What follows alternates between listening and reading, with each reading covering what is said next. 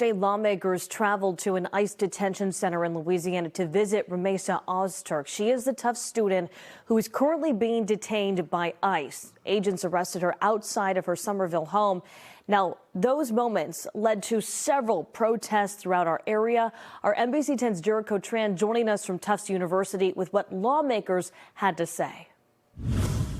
Well, Senator Ed Markey and Congresswoman Ayanna Pressley met with Ozturk at that ICE detention facility in Louisiana. They say this has been a very stressful time for her. They also say that she's had several asthma attacks over the last couple weeks, and they are still calling on the Trump administration to release her.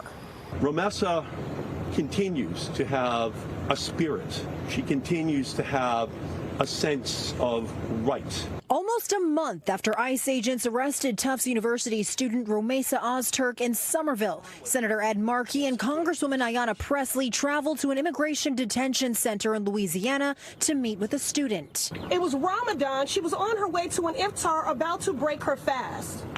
She was hungry and denied food. She was thirsty and denied water.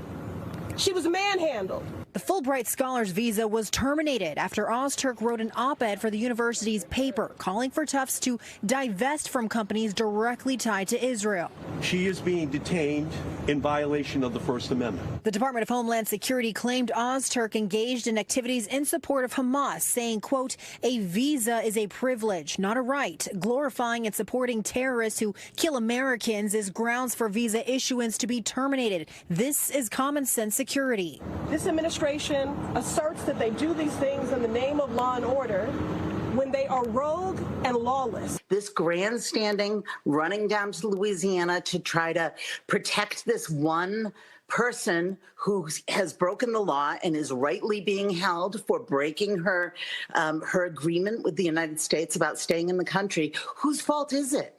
It's their fault. It is the fault of our lawmakers. Supporters of the Trump administration criticizing Pressley and Markey for meeting with Ozturk. Congress, these members going to other countries to support people in suggesting somehow they've been wronged, frankly, ought to be ashamed of themselves.